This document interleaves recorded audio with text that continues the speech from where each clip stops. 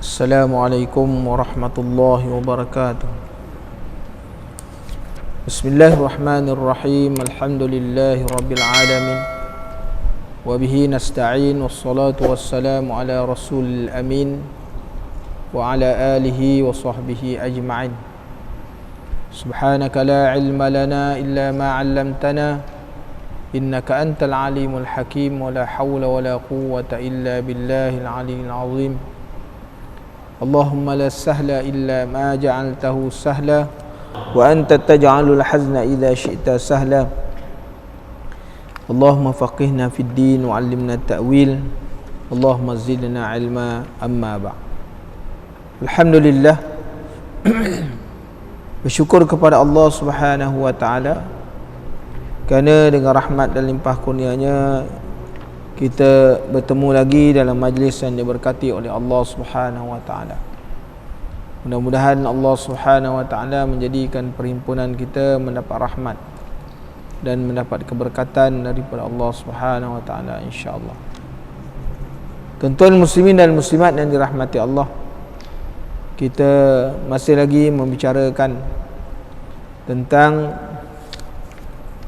ghairul muhtarami, iaitu haiwan yang tidak dimuliakan. Ada 6. Yang terakhir kita membicarakan iaitu berkenaan dengan anjing gila ataupun liar. Pada pertemuan yang telah lalu, Rasulullah sallallahu alaihi wasallam menyebutkan haram memelihara anjing dan syarak berpandu kepada hadis Rasulullah sallallahu alaihi wasallam, yang mana Rasulullah sallallahu alaihi wasallam bersabda, man yaqtana kalban laisa bi kalbin, man yaqtana kalban laisa bi kalbin saydin wala masyiyatin wala ardin fa innahu yanqusu min ajrihi qiratani kulla yaumin. Sesiapa yang memelihara anjing yang bukan anjing untuk berburu, jadi ada rukhsah. Rukhsah ni maksudnya kelonggaran bagi orang yang nak memelihara anjing. Ada sebab-sebab yang dibenarkan dalam syarak. Pertamanya kerana berburu, pergi berburu. Tapi anjing untuk guna berburu ni mestilah anjing yang terlatih. Terlatih makna-mana bila dilepaskan, disebutkan nama Allah, dan apabila dia dapat menangkap binatang buruan, bila diperintahkan oleh tuannya supaya melepaskan, dilepaskan. Jangan dia dah tangkap dibawa lari, tuan kata lepaskan, dicabut lagi. Itu tak boleh. Itu maknanya tak sah. Hukum macam tu maknanya anjing tu bukan terlatih. Anjing yang macam tu kalau sekiranya diperintah tuan dia, binatang buruan dia untuk lepas, tak lepas, maka binatang buruan tu tak boleh dimakan lagi. Jadi itu tuan-tuan, kan? Jadi dibenarkan. Yang keduanya, kalau sekiranya rukhsah yang kedua, boleh memelihara anjing ini kerana menjaga ternakan dan kebun. Itu dibolehkan, kan? Kalau kita tengok di negara-negara Arab, contohnya di Mesir, orang-orang yang bermazhab Hanafi ni, kalau menjaga kebun-kebun lemah dia ataupun tanaman-tanaman mereka akan menjaga menggunakan anjing lah. Jadi kalau bukan atas asbab yang demikian, maka piara saja-saja sebagai teman, kan, sebagai kawan. Dia binatang yang dipiara macam kucing dan sebagainya, maka ada ingatan Rasulullah sallallahu alaihi wasallam bahawa orang yang memelihara ni, kalau sekiranya dia memelihara bukan atas sebab yang dibolehkan oleh syarak, maka setiap amalan sehari daripada amalan dia akan berkurangan sebanyak apa? 2 qirat. 2 qirat ini, 1 qirat bersamaan dengan 1 Jabal Uhud. Mana kalau setiap hari 2 qirat kembali kepada Allah muflis. Kalau begitu tak? Jadi dengan sebab itu kita jangan terpengaruh Jangan terpengaruh dengan orang-orang barat. Jangan terpengaruh dengan pencinta-pencinta ni. Ni dia, jangan kita ikut macam tu tuan-tuan. Islam ni ada dia punya peraturan dia, kan. Kalau nak piara binatang, anjing contohnya, dia ada SOP dia. Kena ikut standard yang ditentukan, sebab-sebab yang dibolehkan. Jadi tuan-tuan muslimin dan muslimat yang dirahmati Allah, maka Imam Nawawi rahimahullah menyebutkan dalam syarah Muslim, menyebutkan sebab-sebab kurang pahala sebanyak 2 qiraat ini setiap hari. Dia ada 4 sebab yang telah digariskan atau disebutkan oleh Imam Nawawi. Yang pertama, kata Imam Nawawi, mana-mana rumah yang ada dalamnya anjing yang dipelihara bukan dengan sebab dibenarkan oleh syarak, maka dia kata rumah itu tidak akan dimasuki oleh malaikat. Malaikat apa yang tak masuk? Malaikat rahmat. Malaikat maut masuk. Malaikat maut dia tak kira ada anjing ke gajah ke, dia gedah je, tak? Jadi malaikat rahmat. Rumah ni ada malaikat rahmat. Bayangkan ketika mana Rasulullah sallallahu alaihi wasallam balik ke rumah, dia melihat ada satu, maknanya lansi yang digantung oleh Aisyah, ada gambar burung pun. Rasulullah pergi perintahkan kepada Aisyah supaya menurunkan. Ini apatah lagi kalau sekiranya yang hidup, kan. Sedangkan tu cuma gambar pada kain aja, tapi dibuat tirai. Itu pun ditegah oleh baginda Rasulullah sallallahu alaihi wasallam. Rasulullah kata malaikat rahmat tidak masuk mana-mana rumah yang ada gambar, kan, gambar-gambar binatang yang hidup. Kalau sekiranya diberikan nyawa, dia boleh hidup, kan. Ada pun kalau sekiranya orang yang nak melukis pokok-pokok, batu-batu, itu tak jadi masalah, kan. Pemandangan-pemandangan tu tak jadi masalah. Tapi binatang-binatang yang kalau sekiranya diberi nyawa dia boleh hidup, maka itu dilarang. Jadi tuan-tuan muslimin dan muslimat yang dirahmati Allah, lain dengan gambar yang diambil menggunakan biasan cahaya contohnya, kan, diambil dengan kamera, itu lain. Itu telah berkhilaf ulama mengatakan itu bukan lukisan, bukan ukiran. Itu dibenarkan, diharuskan di dalam syarak. Okey. Yang keduanya, kata Imam Nawawi, anjing akan menakutkan orang-orang yang lalu di rumah tu, kan. Dia menakutkan. Sebab tu dia dilarang. Orang nak datang, sebab orang datang rumah ni dia bawa rahmat, kecuali pencuri lah, tak ada bawa rahmat, kan. Dia datang memang nak merompak, kan? Kalau tetamu datang ke rumah, dia membawa 10 kebajikan, mengeluarkan 10 kemudaratan. Bayangkan kalau rumah ada anjing, menyalak je, ada. Jadi tuan-tuan muslimin dan muslimat yang dirahmati Allah, penting orang, tanda-tanda rumah yang berkat ialah rumah yang dimasuki tetamu, yang ada tetamu. Itu tanda rumah berkat. Tanda rumah yang berkat tuan-tuan, kalau ada tetamu selalu datang rumah. Tapi tetamu datang tu nak kena tengok waktu juga. Jangan waktu makan datang, waktu zuhur je tengah suap, Assalamualaikum. Itu memang nak kena jawabnya, kan. Tetamu ni ada waktu dia, kan. Orang nak bertetamu ni ada adab bertetamu. Tapi nak beritahu kepada kita bahawa tanda-tanda rumah yang diberkati apabila banyak orang datang rumah. Kerana apa? Kerana tetamu ini membawa 10 kebajikan, 10 keberkatan, dan mengeluarkan 10 kemudaratan. Jadi tuan-tuan muslimin dan muslimat yang dirahmati Allah, dengan sebab itu Sayyidina Nabi Ibrahim alaihi salam, dia tidak akan makan melainkan ada tetamu tiap-tiap hari makan dengan dia. Dengan sebab itu Nabi Ibrahim itu digelar dengan Abu Duyuf, makna bapa tetamu. Kalau dia tidak akan makan bersendirian, melainkan ada tetamu makan dengan dia. Ini satu perkara yang luar biasa yang ada kepada Nabi Ibrahim alaihissalam.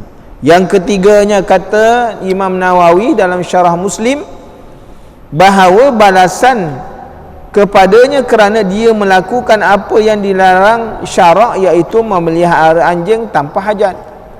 Yang ketiganya, kenapa orang ni kurang pahalanya setiap hari 2 qirat? Kerana melanggar peraturan yang telah ditentukan dalam syarak. Agama ni tuan-tuan bukan benda yang dicipta.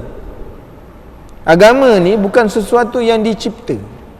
Kita buat sendiri peraturan semayang macam ni, semayang nak rokok ni macam ni dia punya peraturan. Yang buatnya kita. Buat peraturan tu dalam mesyuarat. Tak, bukan. Sembahyang ni tuan-tuan diajar oleh baginda Rasulullah sallallahu alaihi wasallam, datangnya daripada Jibril. Diambil daripada Allah Subhanahu wa taala. Kan peraturan itu telah ditunjukkan. Sebab Rasulullah nak sembahyang, Rasulullah bila terima perintah solat, Rasulullah tak reti nak sembahyang. Tak tahu macam mana kaifiat nak buat. Adapun Rasulullah sembahyang sebelum daripada menjadi rasul, mengikut syariat nabi-nabi yang terdahulu. Kan, nabi yang terdahulu. Apabila telah sampai perintah dalam peristiwa Isra wal Mi'raj, ketika mana perintah sembahyang solat difardukan, malaikat Jibril datang kepada Rasulullah sallallahu alaihi wasallam. Satu harinya bermula daripada awal waktu, besok harinya di akhir waktu. Dia ajar macam mana solat. Rasulullah ikut Jibril, tengok daripada belakang. Dengan sebab itu, ketika mana kita nak melakukan solat, Rasulullah kata apa? Sallu kama ra'aitumuni usalli.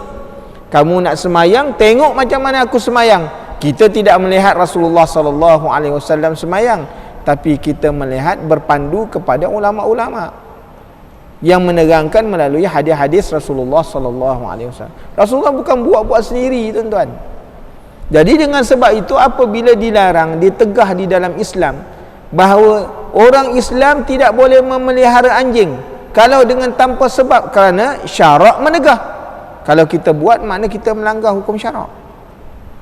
Makna kita melanggar perintah yang datang daripada Allah dan Rasul. Hari ni orang tu buat, yang dibuat oleh orang Islam, sekelompok daripada orang Islam yang mengatakan mereka inilah tanda kemajuan dan kemodenan.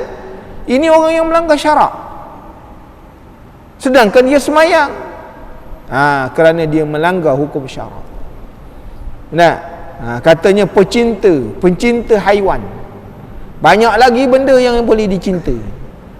Jadi tuan-tuan muslimin dan muslimat yang dirahmati Allah, banyak lagi perkara yang boleh dibuat, yang boleh memberi manfaat.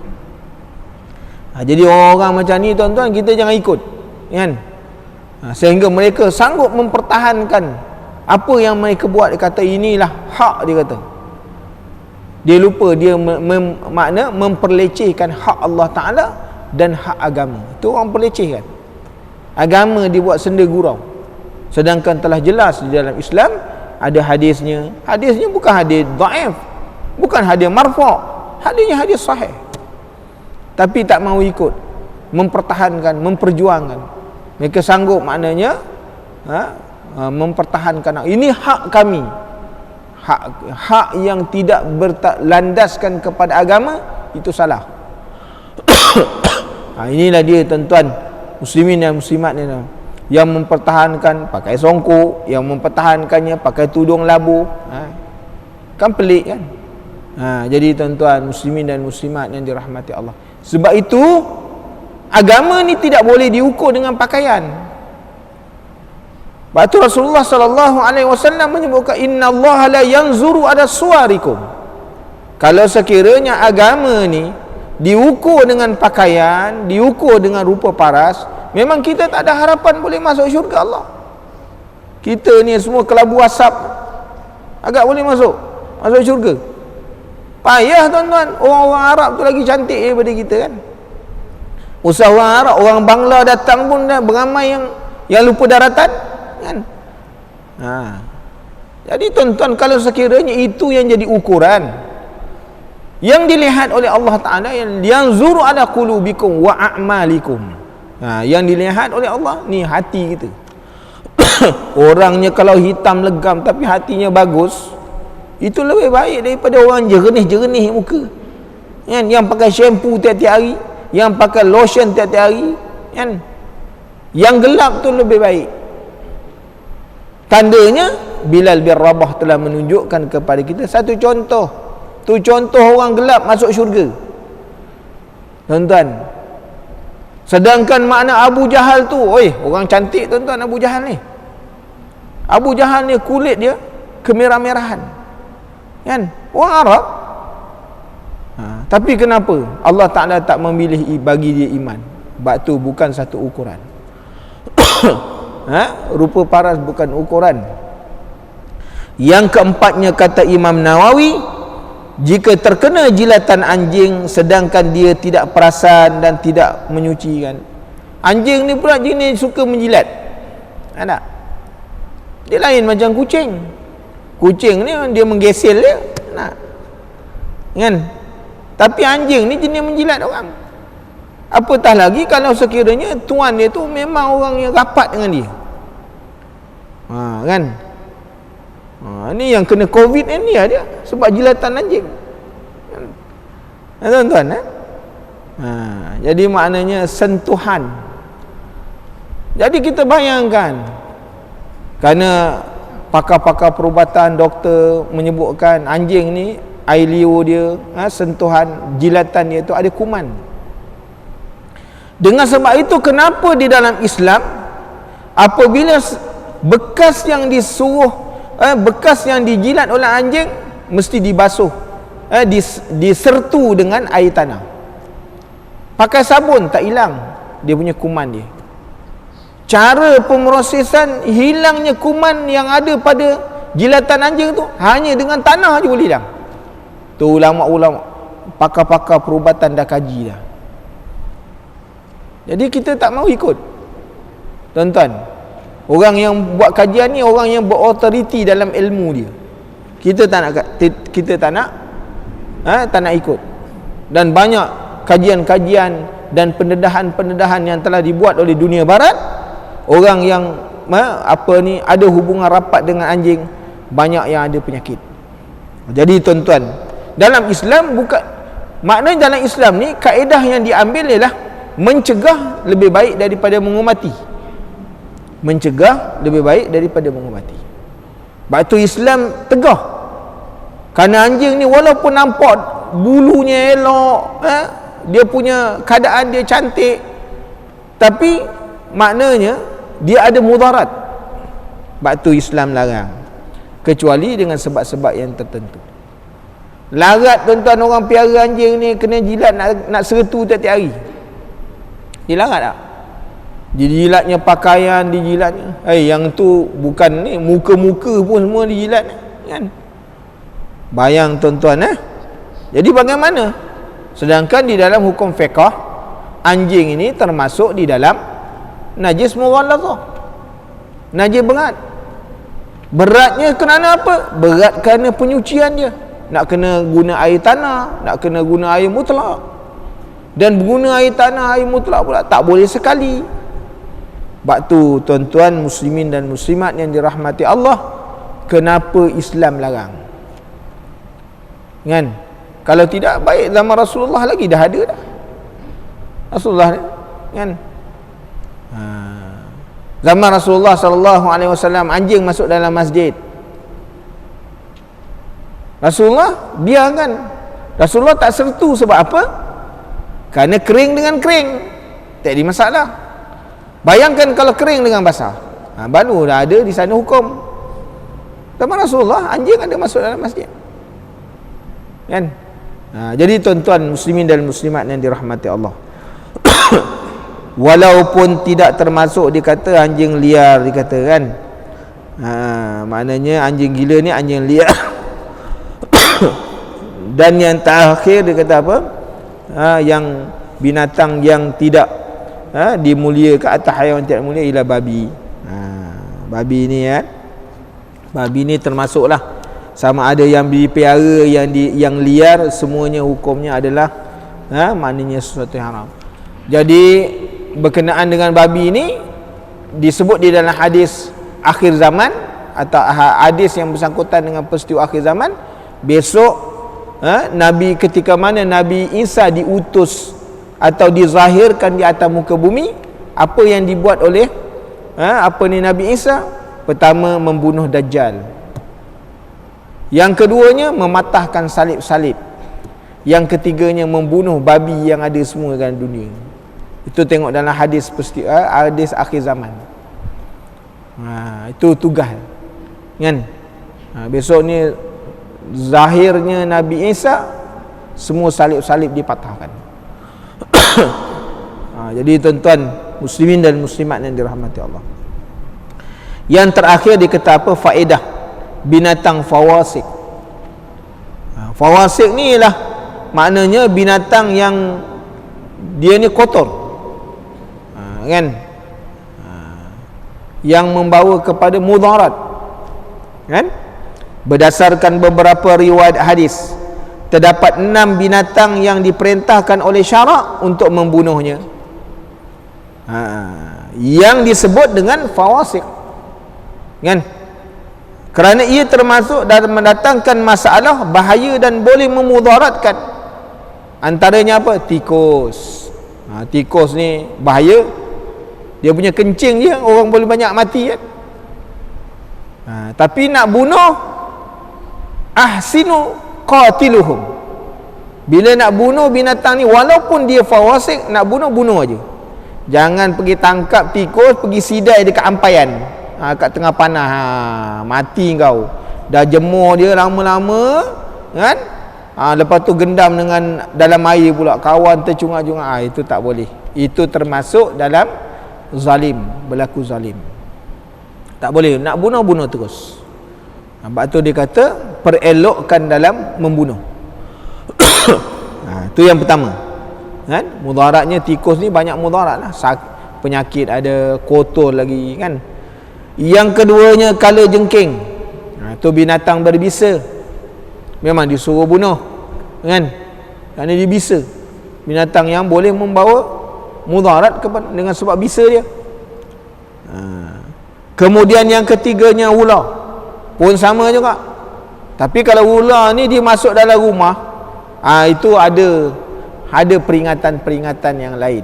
Walaupun ular ni disuruh bunuh, tapi bila dia masuk dalam rumah, ada peringatan-peringatan yang lain oleh Rasulullah sallallahu alaihi wasallam. Kalau rumah masuk ular, maka hendaklah kamu peringatkan dulu, kan, supaya dia keluar. Sekiranya engkau jin, keluar. Kalau tidak, kalau bukan jin, aku bunuh. Kerana kena berlaku pada zaman Rasulullah sallallahu alaihi wasallam kisah seorang lelaki yang balik daripada berniaga, daripada musafir. Dia tengok isteri dia duduk dekat depan pintu. Bila dia masuk di dalam rumah dia, tengok ada seekor ular di atas katil ni. Lalu dia bunuh. Takdir Allah, dia mati. Kerana yang dibunuh itulah jin yang menyerupai ular. Jadi dengan sebab itu tuan-tuan, nak bunuh ni kena tengok dulu. Ular yang masuk dalam rumah ni, kemungkinan dia jin atau kemungkinan memang dia ular. Jadi dengan sebab itu peringatan Rasulullah sallallahu alaihi wasallam ada, walaupun disuruh bunuh, kan. Kemudian yang ketiganya burung helang. Burung helang ni adalah burung pemangsa. Dia ni maknanya membawa mudarat, kotor. Dia kotor, kan. Dia kotor. Dan yang ketiganya gagak. Sebab kita ni baru-baru ni, masa PKP ni banyak gagak kat sini. Kita tak tahu mana dia datang, kan. Bila masa PKP dulu, bukan main banyak kat kawasan masjid. Jadi gagak juga merupakan binatang yang kotor, kerana dia makan maknanya benda-benda yang kotor, kan. Jadinya apa? Dan kadang-kadang hitam bercampur putih. Dia ada jenis lah. Gagak biasanya hitam dan kadang-kadang bercampur putih di perutnya. Kemudian anjing hitam. Anjing hitam ni pun ada maknanya penyerupaan daripada syaitan juga. Sebab tu syaitan ni dia kalau menyerupai dua, mengapa menyerupai ular ataupun menyerupai anjing hitam, kerana ada riwayat yang menyebut demikian, tuan-tuan. Ada maknanya riwayat yang menyebut demikian. Jadi tuan-tuan muslimin dan muslimat yang dirahmati Allah, anjing hitam ni yang liar, buas dan berbahaya. Maka dalam hadis yang lain termasuk cecak. Cecak ni dianggap binatang fawasik. Dia kalau ada kat rumah, dia duduk mana-mana sudut, memang kotor tempat tu. Ni dia pengotor. Sebab tu maknanya dilarang kita ni, terutama kaum-kaum ibu, bila memasak jangan dibiarkan tempat-tempat sumber untuk masakan tu terdedah. Kerana dia kalau menjilat sesuatu, dia boleh datang mudarat, membawa kepada penyakit kusta. Sebab tu garam-garam jangan dibiarkan terbuka. Kan ibu-ibu kan memasak kan, bekas-bekas makna untuk kita masak tu jangan dibiarkan. Sebab tu dia membawa maknanya ada kesan dia. Cecak ni ada kesan. Sebab tu disuruh bunuh. Disuruh bunuh. Aisyah ni dalam rumah dia ada apa? Tempat tembak dia. Kan? Sebab tu kita bunuh cecak. Kan? Dia termasuk fawasiqah, iaitu binatang yang jahat yang kecil. Kan? Tetapi perintah membunuhnya tidaklah seberat membunuh 6 binatang fawasik yang kita sebut atas tadi. Suruh bunuh juga. Jadi tuan-tuan, mana ala kulli halnya binatang-binatang ni dibunuh dengan sebab-sebab yang telah dibenarkan oleh syarak. Syarak juga melarang untuk membunuh binatang-binatang tertentu, termasuk semut. Semut ni dilarang, tuan-tuan. Semut ni dalam, kalau kita nak bunuh dulu waktu kecil-kecil, kalau semut ni apa, dia ambil andang dibakar kan. Tu masa kecil-kecil dululah, waktu jahil ya, waktu jahiliyah kan.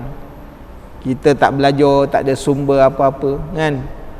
Semut tu kan pergi belajar, pergi mengaji, lalu kebun-kebun mana di jalan dulu semut banyak kan, musim hujan pula kan.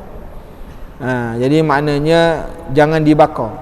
Yang boleh menyeksa dengan membakar ni hanya Allah Ta'ala je. Kita tak boleh, makhluk tak boleh kan.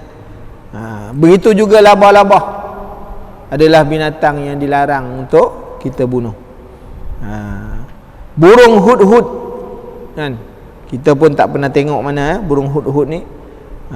Dan burung surat, iaitu burung pemakan udang, ataupun ikan kecil yang berbulu biru. Ni biasa kalau kita tengok di laut, di tepi-tepi pantai, ni burung ni ada. Dan katak dilarang bunuh kan. Katak ni merupakan binatang dalam syurga kan. Sebab tu katak dilarang bunuh. Kita ketuk katak tu, kata mati katak, sampai istilah jadi mati katak kan. Jadi tuan-tuan, jadi adalah sebab-sebab mengapa binatang-binatang ni diberikan makna kemuliaan kan. Jadi selesai dalam menyebutkan tentang haiwan-haiwan yang ghairi muhtaram.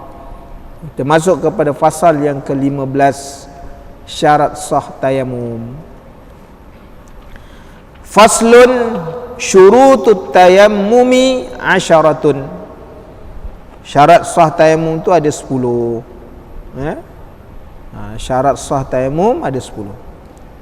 An yakuna biturabin wa an yakuna turabu tahiran wa an la yakuna musta'malan wa an la yukhalitahu daqiqun wa nahwuhu wa an yaqsidahu wa an yamsaha wajhahu wa yadayhi bidarbataini wa an yuzila najasata awwala wa an yajtahida fi qiblati qablah wa an yakut tayammumu ba'da dukhulil waqti wa an yatayammama likulli fardin. Syarat dia ada 10. Tu syarat-syarat yang disebut. Yang pertama, syarat sah tayamum hendaklah menggunakan debu tanah. debu tanah, kan? Tidak kira apa warna sekalipun walaupun terbakar. Syarat debu tanah. Tidak sah bertayamum dengan tanah yang bercampur kafur. Tak boleh tanah yang bercampur kapur, tak boleh. Ataupun debu tembikar, ataupun pasir yang tidak berdebu, atau debu batu yang dihancurkan, atau debu kayu dan lain-lain. Ni kata pengarang pentahqiq kitab ni diambil daripada kitab yang lain. Dia punya huraiannya yang dikatakan menggunakan debu tanah ni, macam mana yang terkeluar daripada debu tanah. Perkara-perkara yang terkeluar daripada debu tanah yang tak boleh digunakan sebagai tayamum. Dia tuan-tuan, maka dia kata sah tayamum di kulit orang yang selalu keluar peluh daripada liang kulitnya. Ini pengarang kitabnya kata, kan? Kemudian permasalahan, masail. Para ulama Syafi'iyah mengatakan tidak sah bertayamum dengan pasir yang halus. Pasir yang halus, contohnya pasir pantai, kan? Ataupun pasir, kita pergi ke padang pasir tu, dia punya raml. Raml tu makna pasir halus, dia boleh terbang. Dia, tuan-tuan, hari ni kita tengok kat sini ada bukit, besok bukit tu tak ada. Kerana pasir tu diterbangkan, didebu dia macam tu. Dia boleh berpindah-pindah. Tu kalau di padang pasir. Sebab tu tak boleh jadikan panduan. Kan? Orang melalui padang pasir, dia pernah ada, dia ada satu ilmu macam mana nak jadikan panduan bila berjalan di padang pasir, tidak sesat padang pasir. Jadi tuan-tuan, muslimin dan muslimat yang dirahmati Allah, Imam Nawawi berkata dalam kitab fatwanya, sekiranya pasir itu dikisar, kita blender pasir itu, ambil makna dia 2-3 cawan, blender dia, kan? Orang blender carrot buat minum, dia blender pasir. Kan? Ayo tuan-tuan. Kemudian diguna untuk bertayamum, kata Imam Nawawi, sah. Sah lah. Sah hukum dia. Jadi tuan-tuan, ni Imam Nawawi dalam fatwa ni. Boleh tengok dalam kitab fatwa Imam Nawawi. Kan? Dia ada satu kitab fatwa Imam Nawawi. Boleh tengok dalam bab tayamum. Yang ketiganya, pasir yang dikisar sehingga menjadi debu boleh juga diguna untuk menggantikan tanah ketika menyucikan najis mughalladhah. Ini semuanya disebut dalam kitab Kifayatul Akhyar. Kitab Kifayatul Akhyar ni pun kita dah boleh baca sebab dah dirumi, kan? Dah diterjemah dalam bahasa Melayu. Dia ada 2 jilid. Carilah kat kedai-kedai jual kitab tu, cakap kitab Kifayatul Akhyar, kitab fiqh Syafi'i. Boleh baca dan tu permasalahan banyak dan sebagainya, kan? Okey. Yang kedua daripada syarat sah tayamum ni ialah apa? Wa an yakuna turabu tahiran. Mestilah debu itu tanah yang suci. Tanah yang suci. Masail dia. Dia bawa satu syarat, dia bawa masail. Ada masalah-masalah. Tidak sah menggunakan debu tanah kubur yang selalu digali dan diletakkan mayat semula di kubur yang sama, kerana ia telah bercampur dengan jasad, jasad maknanya mayat. Tak boleh. Contohnya kubur tu dah lama, kan? Dah lama, dia nak tanam tak ada tempat, gali balik. Jadi dia punya tulang dia pindah ke tempat lain, guna, ambil kat situ, tanam lagi. Tu kalau maknanya keadaan darurat, kan? Jadi tanam balik itu. Boleh tak tanah tu diguna untuk buat tayamum? Tak boleh, kata. Kerana apa? Tanah tu dah bercampur, telah bercampur dengan, telah diletakkan dengan mayat, dan telah bercampur dengan jasad mayat. Tak boleh. Yang keduanya, tidak sah menggunakan debu yang telah terkena najis. Contoh, air kencing. Walaupun debu itu telah kering, hukumnya menjadi najis hukmi. Dia najis, tuan-tuan, dia terbagi kepada dua. Najis aini, najis hukmi. Aini ni bila kita nampak ain dia, ada nampak ain dia, tak? Dia najis ain, kita hilangkan ain dia, tapi bila kita basuh tidak mengikut ketetapan syarak, maka dia bersih dari sudut zahir, tidak bersih dari sudut syarak. Contoh, kalau sekiranya anak yang berumur 2 tahun ke atas, atau belum lagi 2 tahun tapi telah memakan lain daripada susu ibu dia, maknanya kalau dia kencing, bermakna hukum kencing dia tu ialah najis mutawassithah. Bagaimana syarat membersihkan najis mutawassithah? Pertama, dihilangkan ain najis sehingga tidak nampak, maknanya ain dia, rasa, bau dan warna. Tu dia punya syarat. Yang keduanya, mesti ketika mana membasuh, mesti mengalirkan air. Alirkan. Dia bukan kita lap ya, bukan kita mop ya, walaupun menggunakan air sabun sekalipun, tempat tu jadi wangi, maka syarak kata basuhan yang macam ni tak sah.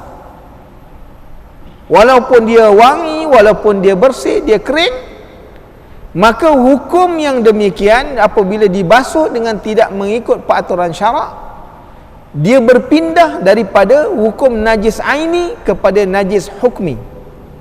Dia berpindah, makna tempat itu masih lagi bernajis, walaupun ainnya dah tak ada, dia tetap bernajis.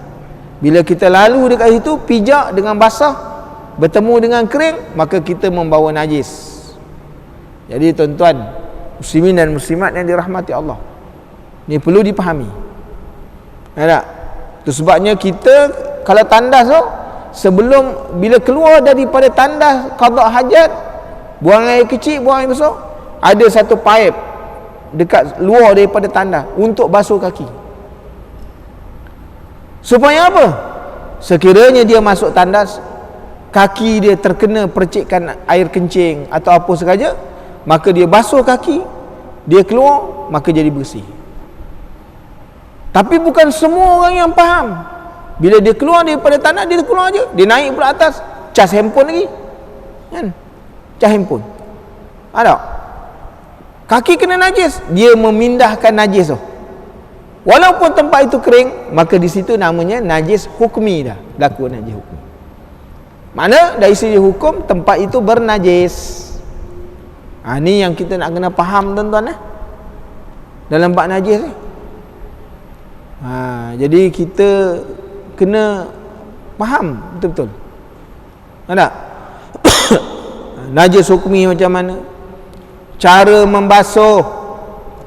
Itu sebabnya kalau kita pakaian kena bernajis, pakaian kita kena najis, contohnya masuk bilik air, pakaian kena najis, najis kita mutawassithah. Kemudian bila balik rumah, orang rumah masukkan dalam washing machine tanpa kita memberitahu tadi, masuk tandas, takut kena najis kan, maka dengan sendirinya bila dia bercampur dengan baju-baju yang lain, dia menajiskan semua sekalian.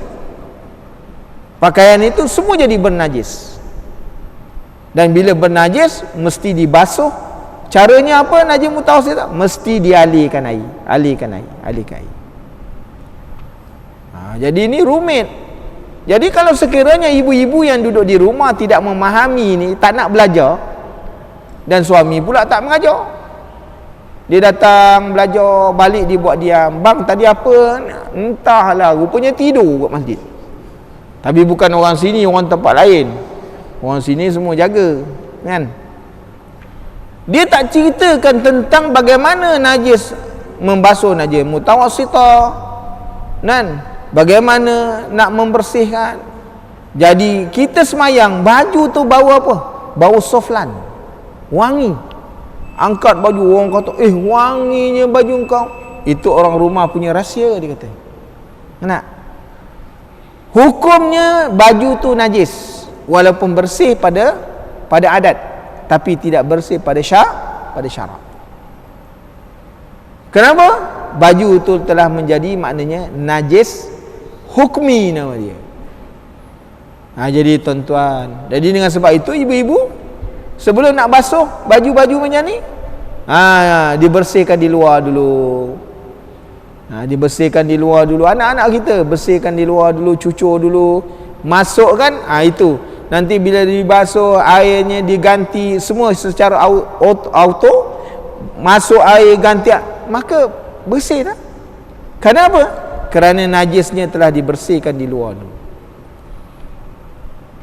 Jadi kita masuk dalam washing machine tu, di laundry tu, kita faham tak? Di laundry tu, orang yang menggunakan laundry tu, dia faham tak?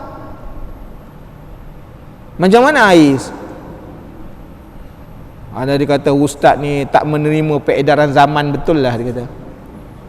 Jadi tuan-tuan fikirlah sendiri kan, fikir sendiri. Jadi tuan-tuan bukan kita melarang tu, tapi kepahaman tu. Sebab benda-benda yang kita nak guna ni untuk ibadat. Kita sambung lagi masa yang akan datang. PKP tak boleh lama-lama, tuan-tuan, insya-Allah.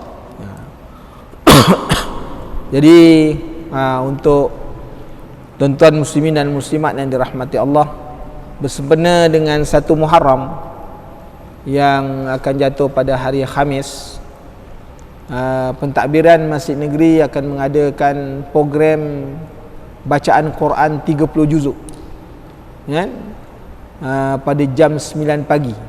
Siapa-siapa yang berkelapangan lah yang nak baca Quran, tapi terhad kepada 250 orang aja. Terhad, program ni terhad. Kita bercadang nak buat 1000 orang, tak dibenarkan.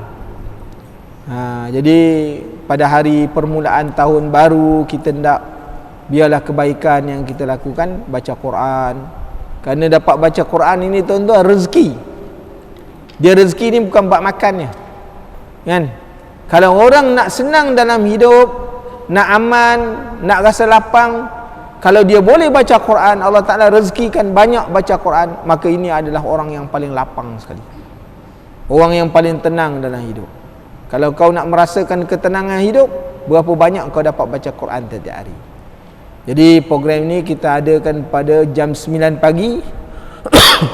Tapi nak masuknya, nak menyerta, kena pakai borang lah. Borangnya ada di tempat pengawal tu, boleh isi. Jadi tuan-tuan, program tu kita buat kerana apa? Menyambut bulan Muharram. Kerana bulan Muharram ini sedia kita maklum adalah satu bulan yang disukai oleh Allah Subhanahu wa taala. Bulan yang dimuliakan oleh Allah Subhanahu wa taala. Jadi dengan sebab itu kita menyambut kedatangan Muharram ini dengan amal-amal baik, mudah-mudahan diterima oleh Allah Subhanahu wa taala. Bismillahirrahmanirrahim. Alhamdulillahi rabbil alamin, wassalatu wassalamu ala asyrafil anbiya'i wal mursalin wa ala alihi wa sahbihi ajmain. Allahumma inna nas'aluka ilman nafi'an wa rizqan thayyiban wa amalan mutaqabbala. Allahumma faqihna fid din wa 'allimna at-ta'wil. Subhanakallahumma wa bihamdika asyhadu an la ilaha illa anta astaghfiruka wa atubu ilaik. Subhana rabbika rabbil izzati amma yasifun wa salamun 'alal mursalin walhamdulillahi rabbil alamin. Barakallahu fiikum. Wassalamu alaikum warahmatullahi